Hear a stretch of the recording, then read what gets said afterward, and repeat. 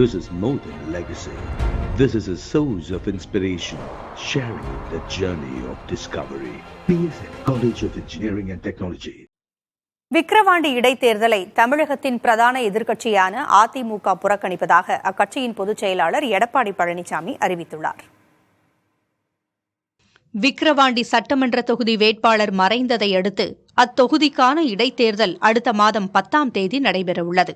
திமுக சார்பில் அன்னியூர் சிவா, நாம் தமிழர் கட்சி சார்பில் அபிநயா, பாமக சார்பில் சி. அன்புமணி ஆகியோர் வேட்பாளர்களாக அறிவிக்கப்பட்டுள்ளனர். இந்த சூழலில் அதிமுக விக்கிரவாண்டி இடைத்தேர்தலை புறக்கணிப்பதாக அறிவித்துள்ளது. கட்சியின் முக்கிய நிர்வாகிகளோடு ஆலோசனை நடத்திய அக்கட்சியின் பொதுச் செயலாளர் எடப்பாடி பழனிசாமி வெளியிட்டிருக்கும் அறிக்கையில் திமுகவினர் ஆட்சி அதிகாரத்தை தவறாக பயன்படுத்துவதோடு அராஜகங்கள் மற்றும் வன்முறைகளை கட்டவிழ்த்து விடுவார்கள் என்பதாலும் தேர்தல் சுதந்திரமாகவும் நியாயமாகவும் நடைபெறாது என்பதாலும் விக்கிரவாண்டி இடைத்தேர்தலை அதிமுக புறக்கணிப்பதாக தெரிவித்திருக்கிறார். திமுக ஆட்சியில் நடைபெற்ற 5 சட்டமன்ற இடைத்தேர்தல்களை ஜெயலலிதா புறக்கணித்ததையும் அவர் சுட்டிக்காட்டியுள்ளார். ஆலோசனைக் கூட்டத்திற்கு பிறகு செய்தியாளர்களை சந்தித்த முன்னாள் அமைச்சர் ஜெயக்குமார், இடைத்தேர்தல் ஜனநாயக ரீதியாக நடைபெறாது என்றார். ஒரு இடைத்தேர்தலை புறக்கணிப்பதால் அதிமுகவிற்கு பாதிப்பு ஏற்படாது என்றும், அதிமுக மக்கள் நம்பிக்கையை பெற்ற இயக்கம் என்றும் குறிப்பிட்டார்.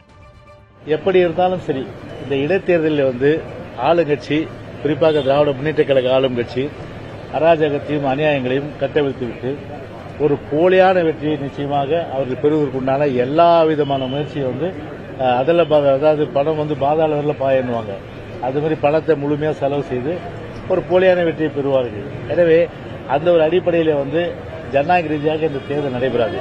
மக்களுடைய நம்பிக்கையை பெற்ற இயக்கம் தான் அனைத்து இந்திய அண்ணா திராவிட முன்னேற்ற கழக இயக்கம்.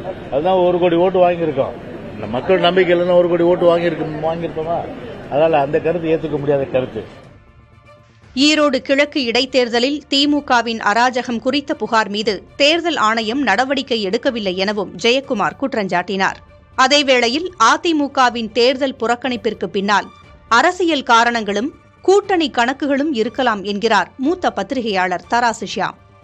அதிமுகவில் ஒற்றுமை இல்லை, வெற்றி பெறுவது மிகவும் கடினம். 2வது இடத்திற்கு இப்போது பாமக வரும்.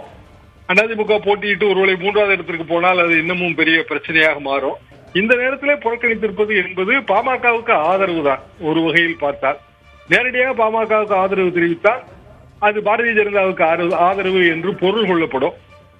எனவே மறைமுகமான பாமக ஆதரவு நிலைப்பாட்டை அதிமுக எடுத்திருப்பதாகத்தான் நான் உணர்கிறேன். ஒருவேளை 2026 அரசியல் கூட்டணிகள் மாறினால் பாமகவோடு கூட்டணி வைத்துக் கொள்ளலாம் என்கிற ஒரு எண்ணமும் இருக்கலாம். அதிமுகவின் முடிவு தங்களுக்கு ஆச்சரியத்தை ஏற்படுத்தியுள்ளது என்கிறார் பாஜக மாநில துணைத் தலைவர் கருநாகராஜன். 2026 நாங்கள் தான் ஆட்சி அமைப்போம் என்று சொல்லக்கூடியவர்கள் இடைத்தேர்தலை ஏன் புறக்கணிக்கிறார்கள் என்று தெரியவில்லை. அதுவும் அந்த கடந்த அவருடைய அமைச்சரவையில் இருக்கக்கூடிய CV சண்முகம் போன்ற தலைவர் எல்லாம் இருக்கிற பகுதியில் புறக்கணிப்பது கொஞ்சம் ஆச்சரியத்தை ஏற்படுத்தி இருக்கிறது. இது அண்ணா திராவிட முன்னேற்ற கழகத்திற்கு ஒரு பின்னடைவைத்தான் ஏற்படுத்தும். தமிழ்நாட்டின் முக்கிய எதிர்க்கட்சியான அதிமுக இடைத்தேர்தலை புறக்கணித்திருப்பது தேர்தல் களத்தில் எத்தகைய தாக்கத்தை ஏற்படுத்தப் போகிறது? இந்த முடிவு அக்கட்சிக்கு பின்னடைவாக அமையுமா என்பதை பொறுத்திருந்துதான் பார்க்க வேண்டும். This is more than legacy. This is a source of inspiration, sharing the journey of discovery. PSN College of Engineering and Technology.